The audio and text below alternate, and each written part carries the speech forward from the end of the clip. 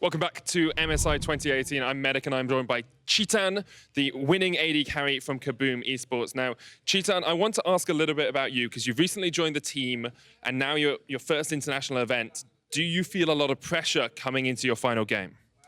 Ele falou que você acabou de entrar para o time, né? Que você é novo no cenário. Se você está sentindo alguma pressão indo agora para esse último jogo? Não, não sinto essa pressão, pelo menos agora, porque a pressão que eu deveria sentir, eu já senti no primeiro dia. Eu acho que eu tenho que ser muito mais confiante, muito mais seguro para dentro do jogo, é o que a gente está trazendo para o stage agora, e os nossos treinos estão mostrando resultado dentro do stage. He said that all the pressure he could potentially feel, he already felt on the first day, so right now he's calm and he's ready to take all this confidence into the next game and do what needs to be done. Well, one big game remaining for you guys. You have to play against Supermassive, who are as yet undefeated. Do you need to change anything from your day one performance against Supermassive? Falou que agora vai ser um jogo grande contra o Supermassive, que ainda não perdeu nenhuma partida. Vocês acham que vocês têm que mudar a estratégia, mudar alguma coisa no gameplay de vocês?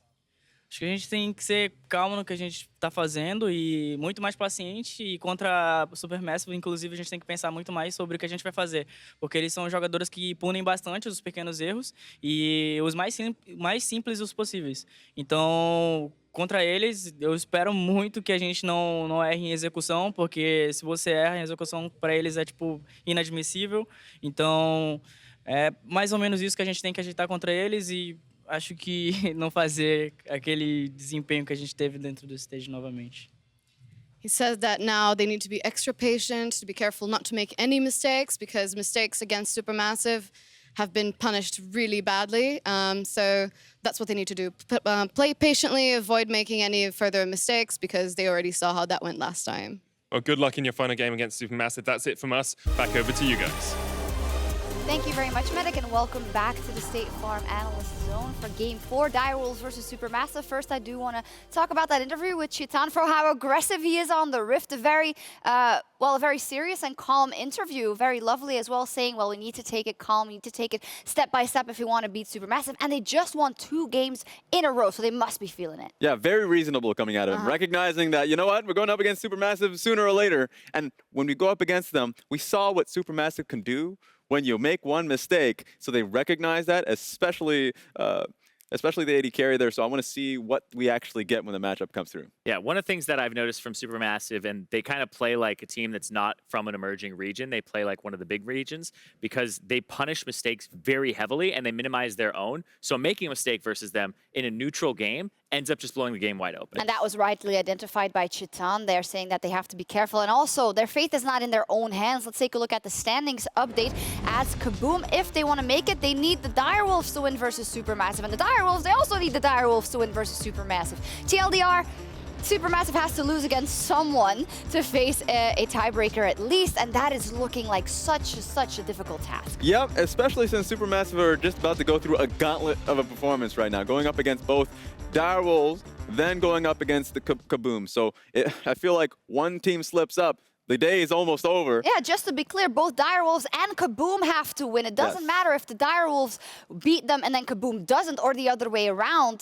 They need to suffer 2 losses. Yeah, and Supermassive is the one playing in all of those games. So Supermassive pretty much get 3 to 4 games pending tiebreakers, and they have to win one of those games in order to go through as first. So they seem to have the best card. So let's focus in on this important game, the Dire Wolves up versus Supermassive. Now, the Dire Wolves, we praised them coming into the day for taking it slow, not being overconfident, and then in that first game versus Kaboom, they blind picked the Yasuo, they were overzealous at Baron, and I think they need to calm down a bit going into this next game. Yeah, we talked a lot about the mental resilience for the team. It looked like they came in with maybe a little bit of overcompensation in the other direction, where it was just looked like they were really confident, overconfident, and might have been disrespectful towards Kaboom. They ended up losing the game, but now it's like you lost that game. They are still in control of their destiny for now. They just have to win their next 2 games and then also have Kaboom step. There are still good things about Dire Wolves. What are the things we want to see repeated from day 1 for them to beat Supermassive? Day 1, we got to see a lot coming out of Triple. So Triple is still the go-to player coming for this team, along with Shernfire.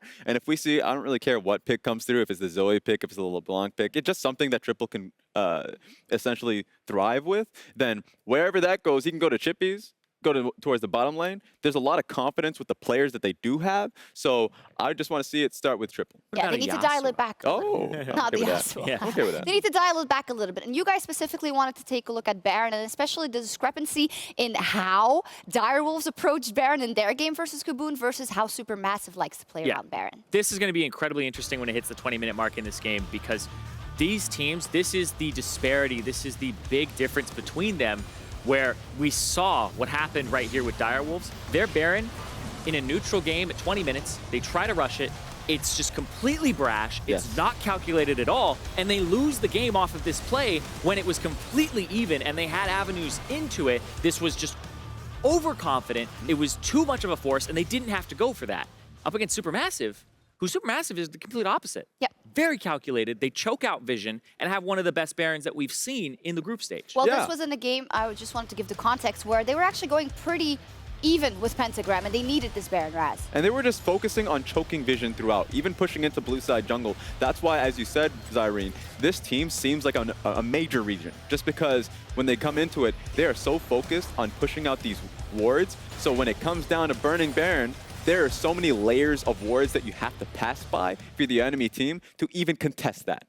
And this is where the quality on the lineup of Supermassive rings true. The fact that versus Pentagram, they weren't in the lead in those first 15 minutes. It was crappy. They got caught out by Pentagram. There were a lot of skirmishes, but when the most important moment came, they took control of the wheel and they drove it home. Yeah, but that makes it even scarier if they get an early game lead. What does this team look like around the Baron? We've seen it before. They absolutely dominate. So you have to beat them in the early game, and you can't give Supermassive anything, because if they enter that mid game with it ahead or an even, they're going to be in a position where they'll try that Baron. Yeah, and what I really want to see from Dire Wolves is actually a much slower pace in the early game, because what we saw from Pentagram, they forced a gank that undid their entire bottom lane strength. So if you're Shernfire, you have to think about what your plan of action is. I don't care about what their draft is, but if it's something that makes it difficult to actually gank a lane, then don't do that. You don't have to force yourself to do that. You can just farm up for the later portions of the game. What Supermassive is incredibly strong at doing is keeping the early game even so they can make the late game team fights impactful. And I feel like we'll have to see that when the drafts come through, but that's what you have to have in the back of their mind going up against Supermassive. We will see what happens. We are going to get a bit more insight into Supermassive and the TCL as we are joined by one of their experts, Vesni, who is a correspondent for the TCL and is here covering the tournament. Hello, Vesni. Nice to see you. Thank you. Nice to see you guys too. Well, we want to get some expert opinion from your hand on Supermassive. How do you think they've done so far in the tournament? I think they just did as I expected, and they destroyed the TCL, and I think they will keep that doing in the group stage of the play-ins. Well, they destroyed the TCL, and they are destroying here. That is fantastically put. So you don't have any doubt in your mind that anyone could upset them? Do you think the Dire Wolves have a chance? I don't think that the Dire Wolves have a chance, but if they get matched up with the Flash Wolves, that could be a problem. Oh, okay. So you're thinking already after that. So what would be your thoughts about their quality of the roster in the Supermassive for the further rounds? They might have some trouble with the Flash Wolves. Could they beat them in a best-of-5? I think so. They have a great macro game. They do the rotations really well. If they can hold up mechanically and not lose the early game, I think they will win. Well, you've talked probably to the players from Supermassive a lot already. Are they already also mentally thinking about the next round, or are they still thinking about these games that have to be played? I think they are still focused on these games. Well, that would be the right thing to do because it isn't all buttoned up yet. Thank you so much, Vesni, for joining us and for that insight. Thank you. Well, that's glad to hear at least that they're not overzealous. Supermassive knows that they have to win. And again, if they win here versus the Dire Wolves, that is it. They are #1. Yeah, and you have some time up and get until the best-of-5, so you don't have to just rush yourselves, right? Focus on what's going on ahead.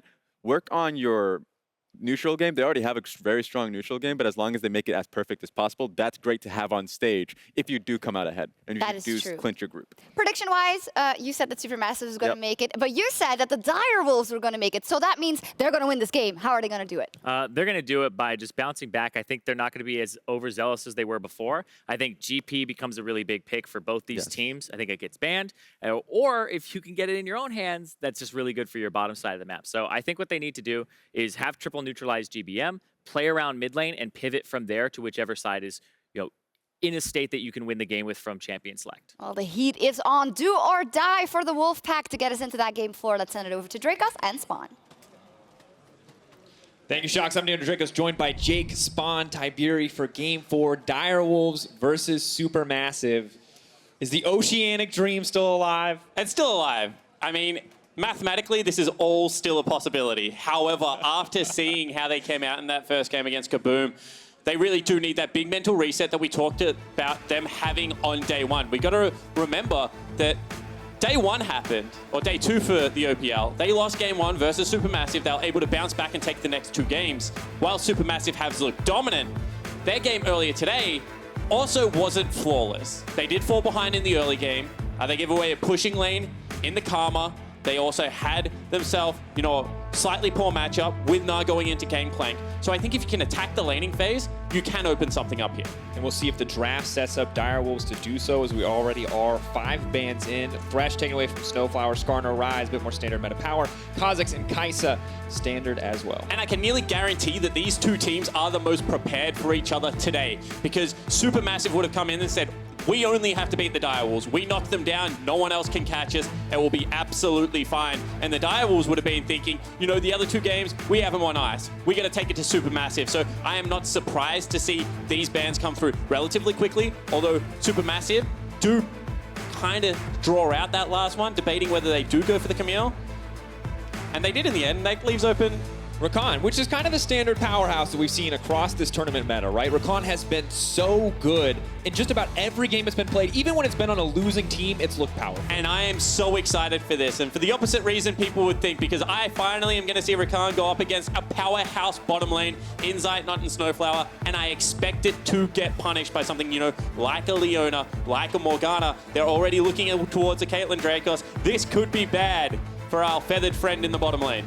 And regardless of how Rakan does, Gangplank in the top lane for fabFabulous. Not only has Gangplank been strong in the tournament, fabFabulous has been incredible on this champion. Dire Wolves and Chippys particularly might be in a bit of hot water here if he can't find a solid pick into this lane. Absolutely, and the big thing for me is fabFabulous plays global champions, only has a 60% KP in this tournament. However, his damage percentage is so ridiculously high. He's up there near the 26% mark.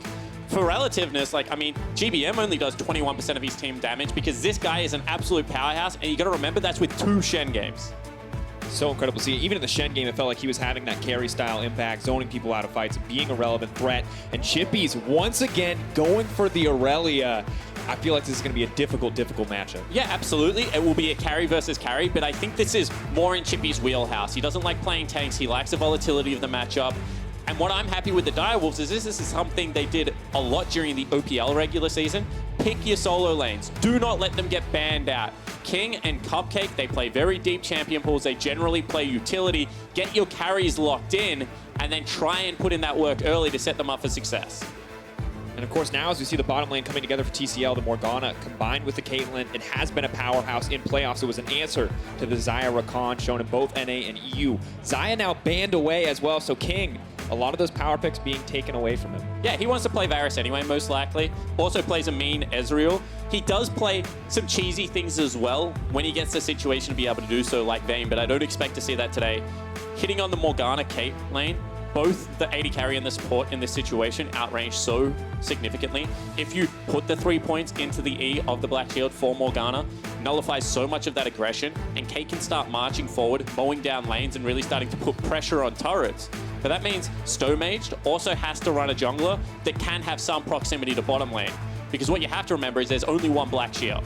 If Shern is on a ganking jungler as well, if he picks up something like the Zac, which is available, he can still get down there and impact Zeitnot and SnowFlower, and Caitlyn without flash early game sucks. It's not a good pick at all, so we'll see whether that is a possibility. The potential to get all in is definitely there, and we've seen a lot of these lanes falter. The Black Shields haven't been on point, but Twisted Fate coming in. You want a jungler who can show up on the bot side? How about a mid laner too, Spawn? Yeah, absolutely, and I think that is just reading the Dire Wolves playstyle like a book, because they were looking for some gank setup down there.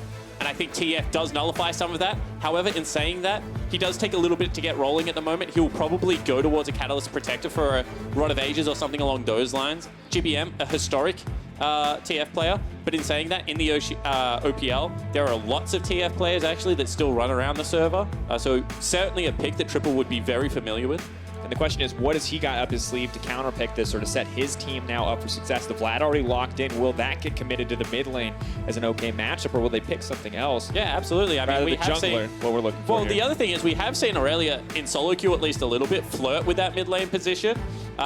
We'll see whether that is something that comes out. I'm just trying to. I appreciate you're trying to save my skin. Yeah, Thank you. absolutely. I appreciate you trying to dig me out. And Chippys does play Vladimir. Vladimir is a great matchup actually into Gangplank in the top lane. However, as I said, it's most likely going to be Ezreal Zach. They're locked in already. And this is something like this composition to me, if you put the Camille as opposed to the Irelia, it's something the Dire Wolves have run a ton. And strong four-man core with a split pushing top lane is legitimately their bread and butter.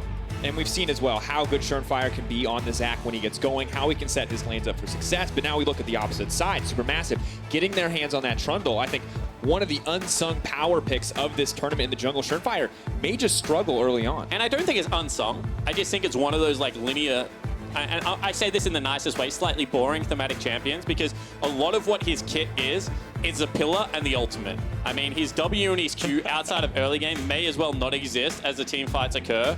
The pillar just is going to stop so much of the engage coming out of Shern, coming out of Cupcake. And then the ultimate, especially because there's only one solo tank, is going to completely strip the Dire Wolves of resistance-based team fighting. So if Shern does not pick his moment well, this game could go very badly. And now I want to know, what are we looking for from both of these compositions? I can see how a lot of the individual lanes are going to shape up, but the teams, what do they want to play towards? How do they want to play out this match? Yeah, much like the laser from the sky comp that was run by Gambit, this comp is all about getting into the bottom lane. You got globals out of TF, you got the global out of the Gangplank, as well as the pillar to set it up. They want to get down there and punish King and Cupcake more than they did in game one, and they took a 6-minute turret, so they're looking to accelerate the game. At the same time, Dire Wolves, their 1-3-1 is exceptional. Their team fight is relatively good. Slow the tempo of the game down. Get to 30 minutes, get to 3 items, and try and beat Supermassive at what they're strong at, but what your team comp does incredibly well. Gonna have to find out how well they can play it. How can they execute here in the early game? It's been a struggle for just about everybody up against Supermassive. Such a calculated and collected team here at the play-in stage, mid-season invitational. Now as we get into game, Dire Wolves on the blue side, Supermassive on the red. We're going to answer so many questions, Spawn. First one I want to hit, Rakan. Potentially vulnerable. You've been hating on it all tournament long, Spawn. And people are probably confused because they're like, what are you talking about? Spawn's such a positive, upbeat guy. Well, that's on camera, people. Back in the castle room. I just look at this champion, I think, how is it getting through so many situations of the game unscathed? There are answers to it. And I think that Zeitnot and SnowFlower are actually the best duo lane that we have seen so far at MSI. And I'm incredibly interested to see how it goes. Now they're going to take up home in the mid lane. Oh, pulls out, just barely going to make it out to safety. The trap could have been death there for Triple, but not how he wanted to start. And you're like, oh, gosh, like he got away from the gank. Well, he also had to max out the W first, so that is not going to be a fun level 1 laning phase. GBM should have complete control over that. Doesn't even get to take the tides of blood. Just going to be stuck, getting pushed out. But one thing I will say is now King and Cupcake get the push because we saw Trap picked up as well as Dark Binding. So no Piltover Peacemaker going to be available. No Puddle to drop on the caster creeps. So that bottom lane push out is going to be much slower than it normally is. And one thing I do want to hit on is that we saw in the previous matchup here that this was pretty close, pretty back and forth for a lot of the game. A very even game. Did explode in the favor of Supermassive. It feels like it always does as they get later in the game, but this time you did say that Dire Wolves are set up, if they can go even into the mid to late game, to play out that 1-3-1. Yeah, absolutely, and I think that that was my read on Supermassive, and I think that will be a lot of teams' read, is that they don't really try and punish early game all that hard. They will let you get to where you go to. They do have great reactive plays, but not all that many proactive plays. And I think this is one of those interesting situations where the Dire Wolves certainly drafted towards that and are trying to pick up some form of team fight presence. Triple, just pull under him or something, dude. Come on, gotta give me more than that. So hard, Spawn. You're watching this Vladimir try to auto-attack his way into the lane phase. GBM just knows he has his way until Triple gets a few more levels under his belt. Now, finally, he might be able to strike back, but it's too little too late. GBM already got the push, and Triple just forced under that tower early on. Not at all what the Dire Wolves wanted. And that was super interesting out of GBM, because he had the choice of picking up maybe something like an E and holding the wave, continuing to harass out, but obviously values the vision of topside river. He knows that Gangplank could be a little bit susceptible to a gank at this stage of the game, so they're trying to track exactly where Shern is, not through deep vision, but just through those 2 shallow wards in the river right now, trying to keep fabFabulous safe. Shern may set up for the gank here, see if fabFab wants to push a big creep a little wave. bit more. Be tough to fight it, as you mentioned, but Shernfire is going in. Not going to connect there. Stretching strikes miss out, and fabFabulous just sitting comfortable. Yeah, absolutely. Now he's shown now immediately. Stomaged goes into the bottom side jungle, gets a nice deep ward on that red buff. He can start up the dragon, which is an air. I just love how Supermassive play the map. They're just playing towards their opponent. And Chippys is in a world of hurt right now.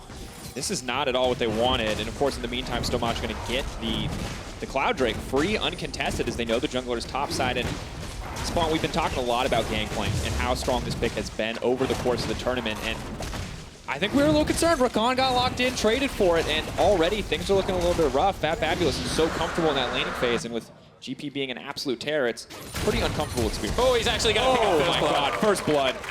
Trial by fire, the parlay proc as well.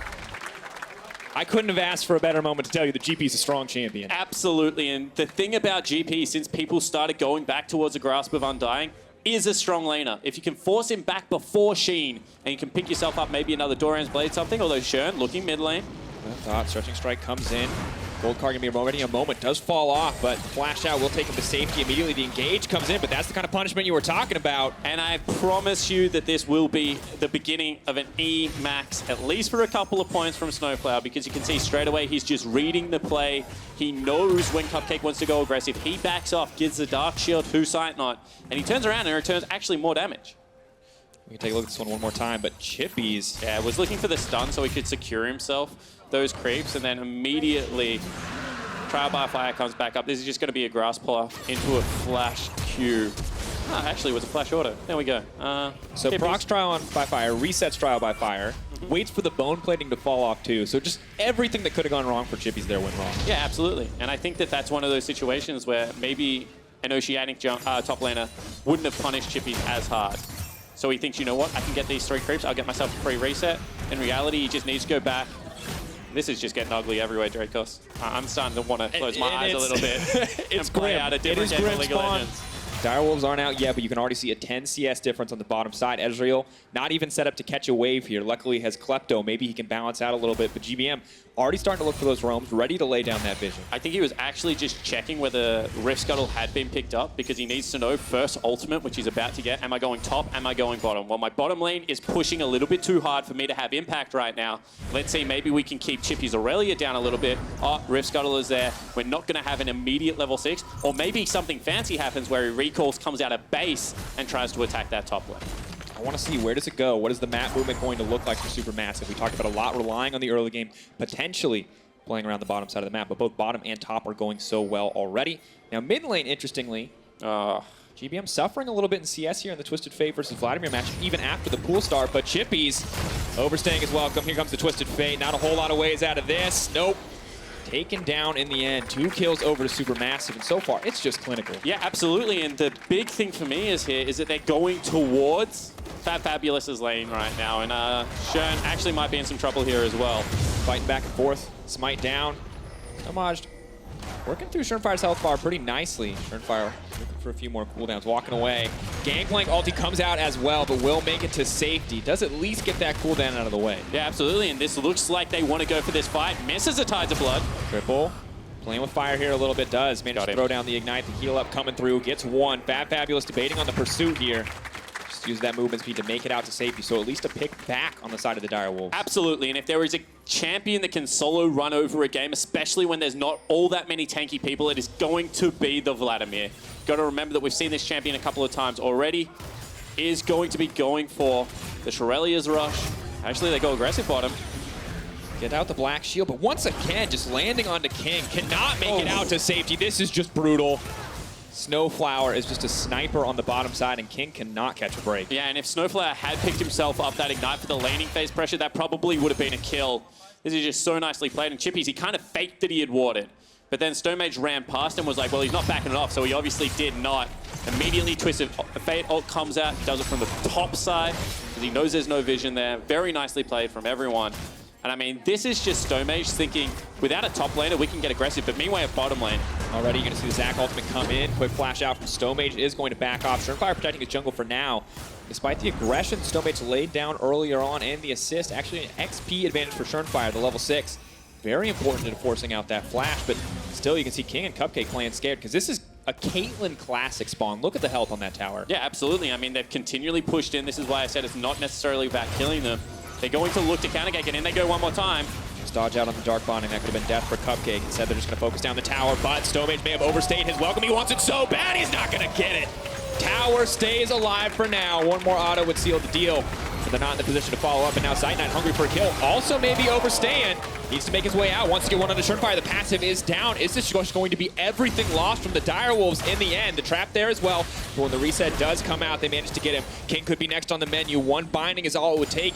He's running for the hills, and it's not going to happen, but disaster strikes for the Dire Wolves there on the turnaround. Absolutely, that was the best they were going to get. They kept their turret alive for one additional wave, and they did get a kill in response. That should have been a very fast reset, because that turret is one hit from going down. Instead, they try and get some kills and actually turn it into an advantageous situation. However, without ult coming out from Shernfire, there's absolutely nothing he can do. Zeitnot, SnowFlower, they know exactly what their limits are on these champions. And now you've given away the maximum. You gave away 2 free kills, and the turret still fell. Solo kill goal going over to Zeitnot. 30 CS up. Dracos. I mean, Stomaged here, he's just trying to get the turret. But this is where the hard reset should have been. Actually, you're going to have to hold that thought, because instead GBM is the one trying to get something out of this. fabFab moving in. He wants to get one. Chippys is down. Cupcake, and no damage on that Rakan. They're going to members rotating, however, this could potentially be them cut off already. That's Irelia's. Triple on the hunt. Gangplank ult used to try to split him off. fabFabulous setting up at the barrel, ready to take Triple out. He does get slowed down. So they still go for it. They still want to go with the flash forward. The chain CC. GBM is going to be able to get a stun card, but immediately the pool from Triple, and Rakan is already out. Double for the Dire Wolves. And this is the best case scenario. Yes, you are down. Put everything onto Triple. However, here now comes SnowFlower. The bot lane is merciless. They're just looking to play cleanup here. King's going to take a lot of damage, but will make it out to safety. And a red buff up Zeitnot just continues to apply the pressure. And King, that's your shutdown. Just tank this shot for him. If you fall, that's okay. You don't want to give any more gold over to Zeitnot. And here comes the Trundle. The Zac is there too. It does not stop Spawn. These guys are looking to kill each other. And he gets the blue buff. Unstoppable. Pull back into the middle of the team. Ulti is there. He's going to start to heal up, but he doesn't have enough to survive yet. Oh, just barely trying to make it out, but cannot do it. Cupcake going to grab it in the end. Yeah, certainly is, and I think that's a little bit of a mistake out of Cupcake. King needs a way to get back into this game. A kill plus double buffs certainly would have been that opening. However, that is very nice play out of the Dire Wolves. You have to be able to punish reckless aggression, and right there, that's the second time we've seen it out of Stomaged, actually. They think they have a kill, they think there's a free invade on the table, and Shernfire punishes. Stomaged goes down again, a little bit disrespectful in the end, but honestly, you look at the gold difference, 2.2k for Supermassive, you can understand why he's playing so aggressive. Can you? Because, I mean, the way you keep a gold advantage is by not doing stupid thing. However, this is a nice original outplay from Chippys, but GBM's ultimates have been on point. And at this stage, what actually really impressed me is watch fabFabulous's barrel placements, because he's able to get that area choked off, big slow going down, throws out the second barrel to slow down Triple as well, and I actually thought this could have been their way out. Obviously, Triple with both summoner spells available as well as ultimate still feels like he can make the punish happen, and that's a very nice reaction play out of the Dire Wolves, but that's nearly everything fabFabulous can do in his power to get out of it. And of course, without the flash there, may have been a different story. Now we see the engage coming into the bottom side. All the CC has already hit, but Zeitnot does a ton of damage onto Cupcake. He's going to fall in the end. Killing spree for the Caitlyn. Yeah, absolutely. In the 2v2, they thought they had it. They finally thought that they had trapped him underneath the turret, and he was going to be chipped down, but with summoner spell still up, Shern once again trying to wave some magic. Missing it though. Gold card from GBM. He just walks away. Not the kind of skill shots you can afford to miss, but Triple at least trying to get the punish. I mean, that's a lot of damage coming out of Vlad. That's one thing they need to be worried about. He's 40 CS up. Is 3-0 on 1.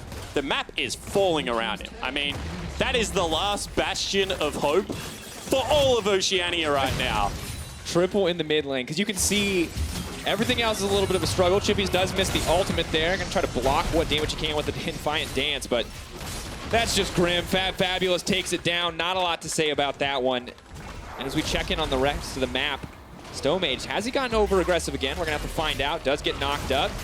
Okay, taking his time here. May just be able to grab the Rift Trail. This would be a pretty big way for the Dire Wolves to get some gold back. Maybe start to go toe-to-toe here with Supermassive in terms of taking these objectives. Yeah, absolutely. I think the biggest thing for me right now is get Chippys into the offside lane, get Triple up against fabFabulous, because they're both nearly equally as fed as each other. Chippys, obviously, without that ultimate hitting, it looked worse than it was, but I think he still loses that 1v1.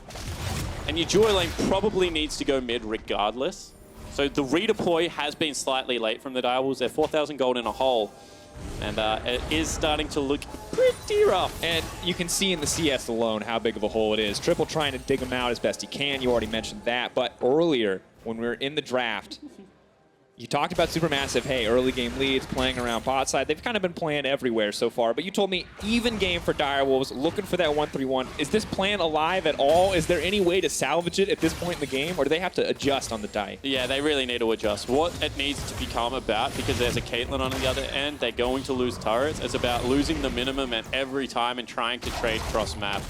You know, we've seen it a couple of times when you've got a Gangplank before he picks up hysterics. Maybe you can get your jungler down there and you can pick up a 2v1 kill while you lose a turret and pick up a big creep wave for Chippys. They just need to be taking those kinds of trades and then hoping that at 30, 35-ish, maybe now, Triple can run into the backline and kill 3 people and the other 4 people on his team can maybe clean up the other 2.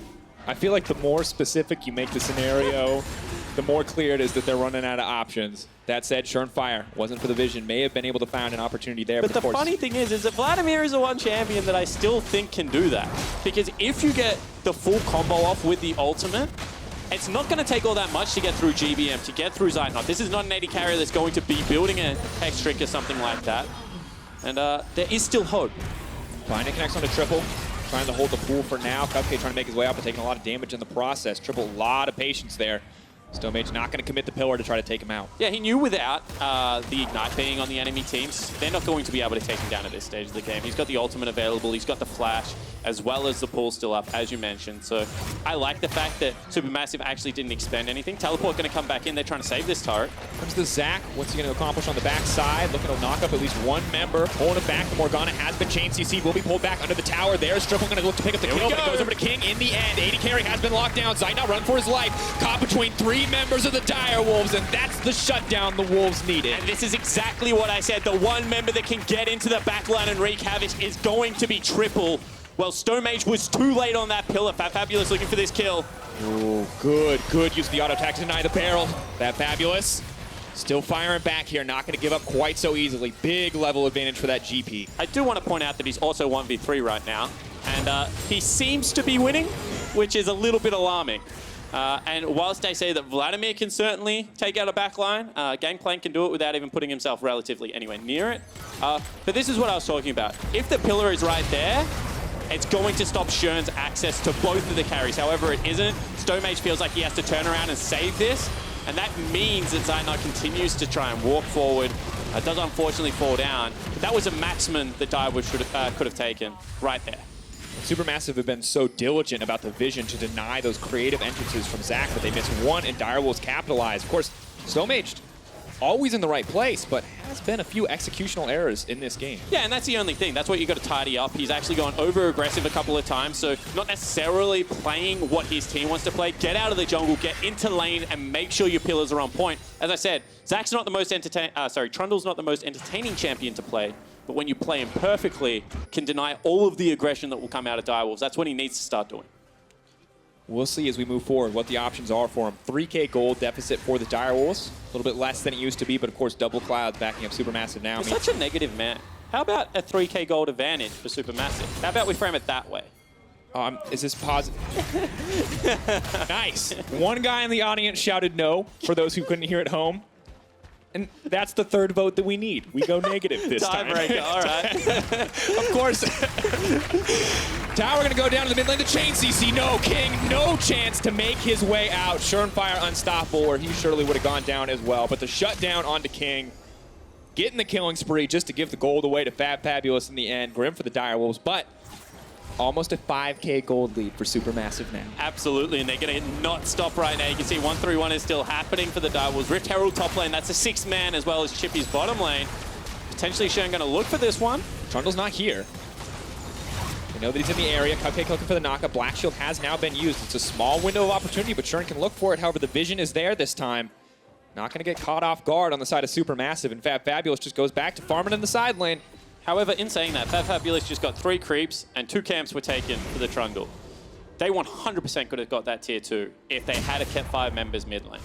So these are those things that right now, if you're the Dire Wolves, you think, whew, that could have been a little bit worse. Thank God they got a little bit greedy for some camps.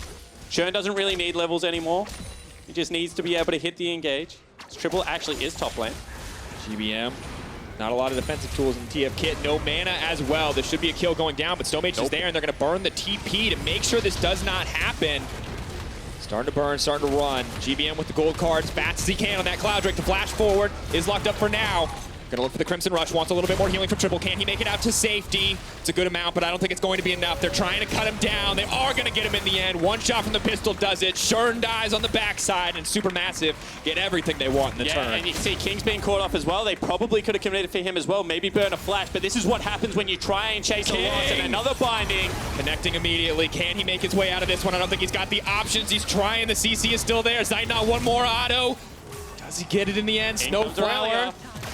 Chippys is on the backside, a chance potentially for him to redeem himself for earlier performances, but can't chase him down quite yet. And everyone on the Dire Wolves lineup just within an inch of death at any moment. Yeah, and look at how many summoner spells they just burnt. They didn't really have to burn all that much in terms of map priority as well. This top lane still pushing in. It was at the turret. It's going to be another structure falling down. It's going to be the gold lead growing for Supermassive. And right now, this is when you start, you know, And as looking for desperate plays as Cupcake is. Oh, Cupcake might try to find Zeitnot. Zeitnot is now set to fall. You talked about it. Small advantages. Supermassive, near flawless. Yeah, but near flawless isn't perfect. Yeah, absolutely. And I think this is what we've seen, is that GBM will go over aggressive, that potentially Stomaged will go over aggressive. So give them the play and look for what the response is. You're going to have to play on the back foot. As long as you don't lose, you know, base structures by 25 minutes and you can get some form of vision on Baron, there is always a fool's hope. GBM actually reports out. It's a nice high percentage play. Didn't want to die. Makes it out to safety. And, I mean, here's the thing. Dire Wolves aren't just playing for themselves. They're not just playing for the OPL or Oceania. Everybody needs Dire Wolves to win this game to keep their hopes alive for making it further. Of course, Pentagram out. But there is still a chance for Kaboom. There is still a chance for Dire Wolves if Dire Wolves win here. Yeah, absolutely. And I think that, you know, Brazilian fans and Oceanic fans have always got along relatively well. So they are teaming up right now to take down the Turkish overlords. See whether it does happen that way. There's going to be a fire drake. You don't want that to go over to Supermassive right now if you're the Dire Wolves. Absolutely not. That Gangplank. You can see how much damage goes through the Shernfire. He needs to leap out, and because he can't leap in, that means no real contest options left. And see, Dracos, this is a life lesson. That whilst you don't want that, you don't always get what you want. So they look at all the damage that come out and say, you know what? We're not going to give it to them. And then we say, you know, maybe we will. Maybe we'll just live to fight another day. I like pitching this as an educational stream for life lessons. What can we learn here? You don't always get to play champions like Irelia on the stage. Sometimes you have to accept the Gangplank is going to hurt you. And right now, Dire Wolves are trying to learn as many of them they can on the fly to claw their way back into this game. Top lane turret will fall down. So this is, once again, another little window they can have a look at. They're going to peg it back to 6,000. Gold lead for Supermassive. Of course, until Supermassive really start to break the base, Dire Wolves are always in a position to farm up, always in a position to stall out and wait till later in the game. And you talk about how important that Vlad can be on all these squishy members. So there is still that option. There is still that hope for the late game. And you can see that right now, experience isn't getting out of hand, so it's merely a gold problem. I say that because when you go down gold and experience, you're actually just down so much, especially when it's around breakpoints of level 16. You can see mid lane is within half a level of each other, top lane within half a level of each other. So it is just items. Now King running, does still manage to make it over the wall, but Ooh, this is a big flank actually coming out. They're baited on the Shernfire. Gonna use the ulti on a triple, though, want to lock him up. Already using the pool means he could just be in trouble. Pick a card will be up shortly, and in the meantime, GP is pushing on the bottom side of the map. He also Chippy's killed already Chippys, dead. yeah. That's what I was pointing out, is I thought that was a big flank, and then somehow Chippys fell down, and I was like, oh, this is... Even if they do get something here, it's going to take most of their time. That bottom lane turret's going to fall. Baron now becomes such a factor, and I think the triple burning Ghost there also means that he can't face fabFabulous, because he's not going to be able to change out for a TP, so... That death from Chippys has actually cost so much priority around the map for the Dire Wolves. And this is looking disastrous now. He talked about breaking the base being a big opportunity. Well, the base is already broken open. GP continues to pressure. The rest of the Dire Wolves know that they have to contest, but Supermassive happy to just push back and forth. Hey, you can stop the GP or you can stop us from taking Baron, but you're not going to stop both. Yeah, absolutely. You can see the King once again going to be going for that double tier build, so they are fully investing on the late game. Maybe something like Blade of the Ruined King would be a little bit more effective right now. However, once he picks up the Seraphs after the transformation. This is going to be potentially a team fight. Has the flash, immediately going to lock up the Rakan. The cleanse out, though. Triple going to try to turn it back. It's 3 That's a members. huge ulti. They're trying to get everything together. The Zac goes into the middle of the team. SnowFlower's now in trouble. Stomaged, Zeitnot so low, but he hasn't gone down yet. Triple able to take out SnowFlower, but that's it so far. Enough sustain keeps Triple alive. And a small win for the Dire Wolves comes through. That is a 3v4 right there.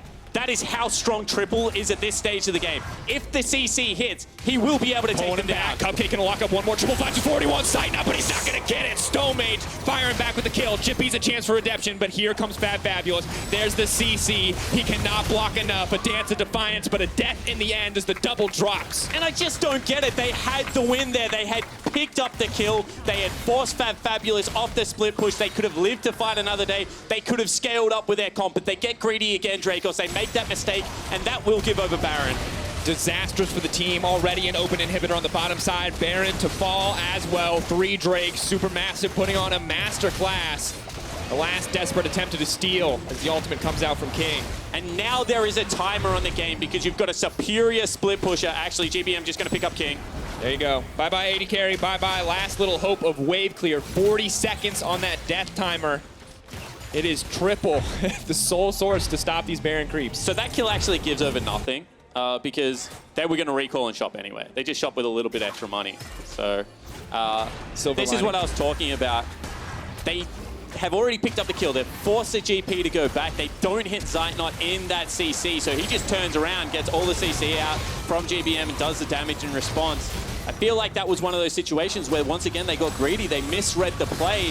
What they should be thinking is if Vladimir gets 6 items, we'll win this game. Not, hey, if we get a pick, we might be able to swing something in our favor. You got to be patient. You got to not rush the game plan. And you got to really only fly it around Triple Summoner spells and his ultimate. I mean, at this point, it's do that or die. They are 10k down. There's a Baron up against them. 3 Drakes. They've gotten away with it so far. It has not lost them the game yet, but I feel like one mistake at this stage of the game is just, that's it. Yeah, absolutely. And you see one again. Once again, they're going for it. Shernfire, they're going to try to take down the Trundle. Tankiest member of the team, though, still healing so much. Locked up as the Black Shield comes in. Zeitnot uncontested. There's the GP ult to split the team, and Chippys has been left on his lonesome. He'll try to make his way out. Oh, there you go. Defiant Dance to block the damage there. But GP just breaking the base. Yeah, that was a 3v5. While it's actually going to be GP top lane, GBM bottom lane, they're going to look to pick up some inhibitors. He's going to get clipped by the True Shot Barrage. There is CC there to stop him from getting out, but he might just take a lap around the Nexus. He's buying time for the rest of the team to push in and break the mid lane. Does get knocked up, does get charmed. GBM now set to fall, but the rest of the team is here. GBM might make it out. Gold card, and he's just going to walk away. 2 inhibitors, or rather 1 inhibitor down, and 2 more set to fall. Yeah, absolutely. You can see they use that time to just march a creep wave up mid lane, and that is a lot of damage coming out of a single red card, and King should be very afraid. And it looks like Supermassive, they don't want to muck around. They want to end this game right now and to clinch their spot. They know what's on the cards. First place in their sights, sole possession, and no one's going to take it from them. Not the Dire Wolves, not Kaboom, not Pentagram. They're looking to lock it down. It's a slow, steady win coming through, but as Shernfire drops, that will surely be it. King now next on the menu. He gets locked up to chain CC. The last desperate stand for Triple. Oh, Chippy's trying to get something in the background. Maybe they can get fabFabulous. But it's just a consolation prize, Spawn. In the end, Supermassive. 5-0 in the group so far. May just make it 6, but first place already locked. And whilst it hurts as an Oceanic fan, sometimes you just got to sit back and you got to watch teams like the Gigabyte Marines, like the TCL Supermassive, come into a play-in stage and absolutely dominate. And this team now 5-0, looking for that perfect group run. And you know, we can be optimistic, but realistically, no one has gotten close to them. They just look like a cut above the rest. Absolutely dominant, Spawn. We heard it from the regional representatives. They're already thinking, hey, we don't feel great about Flash Wolves. They're not worried about Dire Wolves. They're not worried about Rampage. They're not worried about Kaboom. They know they've got this in the bag, and they prove it here. Absolutely. And if you're Evos, or if you are the Flash Wolves right now, you know what team you do not want to play. No one in their right mind would look at that team and be like, yeah, I hope they pick us out of the envelope later on today, because they just look like they're composed across the map. They do go over-aggressive in situations, but you have to think, how much is that saying, Stomaged saying, you know what, my lanes are winning by themselves. I just want to actually play League of Legends this game. They already made me lock in Trundle. That's not a great feeling at the start. So I think that this is a team that will actually get scarier as they play higher level opponents. And if that is the case, then, whew. And we did see a couple things come through. We saw the Rakan pick exploited. Yep. The aggression of those consistent all-ins punished by the Morgana and Caitlyn combo, the traps, the net, everything coming together for this lineup. And then, unfortunately, Chippys, who has been this huge star for the team, such a central carry, getting picked apart by fabFabulous. Yeah, absolutely. fabFabulous at the moment just looks like such a good top laner. He knows when to go aggressive.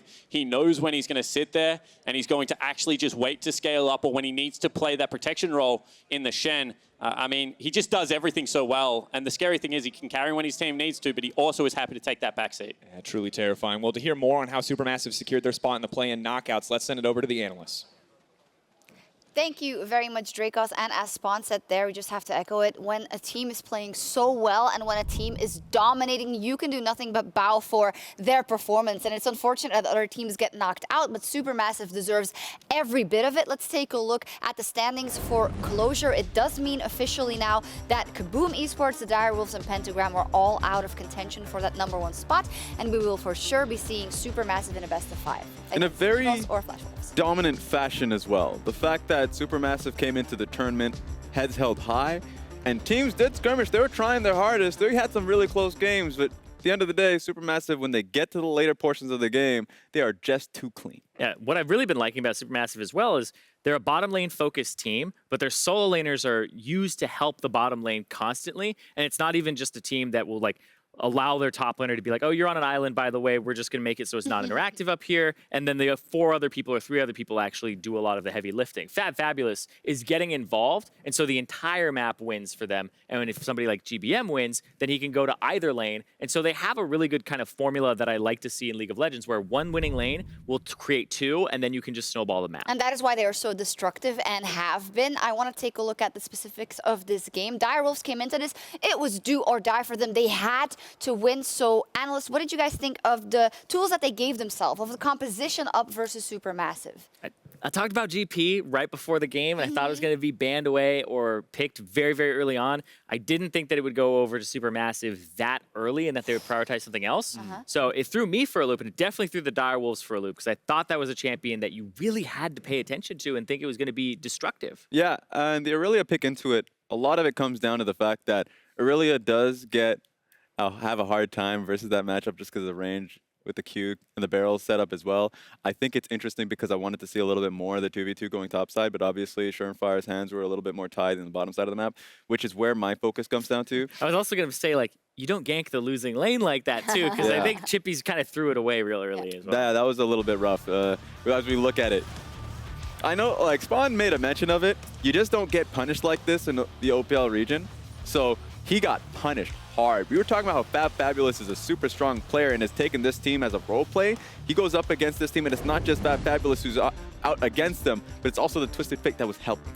Twisted Fate was helping, and it seemed that even Dire Wolves sometimes forgot that he has the ability to just join you wherever. But I do want to put the attention on fabFabulous for a second, just because this is a guy that has been playing for so long and is performing so well. As Irene, you're pointing it out here. Plus 41 CSD out of 15. Holy moly. sitting here like, goodbye, Chippies. Is that a typo? Like, for day 4, plus 41 CSD at 15. That is astronomically high, because a lot of the GPs will go down, like, usually it's like -7 CSD at 15, and they have like Klepto, or they have just the extra gold generation, so they're up in gold, down in CS. If he's up in CS like that, that's insane. Well, regardless, he was doing fantastic, and I love that you mentioned it, because we talk a lot about SnowFlower. He's crazy good. GBM is in there, but the members of that team that have been there for a while, like Zeitnot, like Stomaged, like fabFabulous, are also performing, and that is, to me, what makes the magic formula of Supermassive. As said, the bottom lane as well. Let's take a look at another replay. Zeitnot was on Caitlyn. That's scary. Don't give him 2 kills, because that's more scary. Yeah, you could already tell here, Trundle's dead because he tries to go for the turret, and he's gone, out of the equation. So you know what? They think they can move up on Zeitnot and SnowFlower.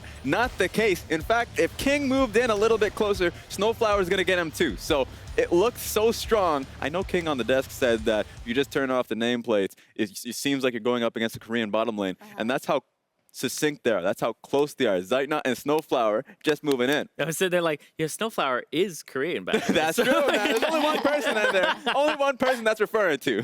Well, for the Dire Wolves, if we kind of button up their story, I think overall they can be proud that they had definitely had a better performance than they did throughout all of 2017, and they showed some glimpses of very good things along the way. We have noticed their mentality change. We know that they can go toe-to-toe, but in the end, Supermassive is just too strong for them. And simply, there's no two ways about it. And this is a team that is very difficult to beat. Yeah, and for Dire Wolves, their game up against Pentagram, they're going to take it very seriously because when I talked to them, they said their goal is to become a Pool 1 team for the next time that they're at an MSI or at Worlds, because they were a Pool 2, right? And they actually are contesting for the top half of this group. Yeah. And so I think for them, it's kind of mission accomplished for now, but they need to take down Pentagram. Yeah, exactly. Especially since it's still the spring split. If you're Dire Wolves, you're going into the summer split, you have a lot of time to move until Worlds plans. And I know that's thinking really far ahead, but they're already doing the same and talking about the seeds that you're placed in. So it's interesting to see that come along, and I want to see what their road is ahead. We will see, but it is Supermassive who clinches that #1 spot, but they are not done on the Rift. They have another brawl coming up. They're going to face Kaboom for Game 5. See you back here for that matchup after the break. One more auto would seal the deal, but they're not in the position to follow up, and now Zeitnot hungry for a kill. Also maybe overstaying. Needs to make his way out. Wants to get one on the Shernfire. The passive is down. So they still go for it. Still want to go with the flash forward. The chain CC. GBM is going to be able to get a stun card, but immediately the pool from Triple, and Rakan is already out. Double for the Dire Wolves. Flash there may have been a different story. Now we see the engage coming into the bottom side. All the CC has already hit, but Zeitnot does a ton of damage onto Cupcake. He's going to fall in the end. Tower going to go down to the mid lane. The chain CC, no. King, no chance to make his way out. Shernfire unstoppable, or he surely would have gone down as well. But the shutdown onto King, it's a good amount, but I don't think it's going to be enough. They're trying to cut him down. They are going to get him in the end. One shot from the pistol does it. Shern dies on the backside, and Supermassive, but it's just a consolation prize spawn. In the end, Supermassive 5-0 in the group so far. May just make it 6, but first place already locked.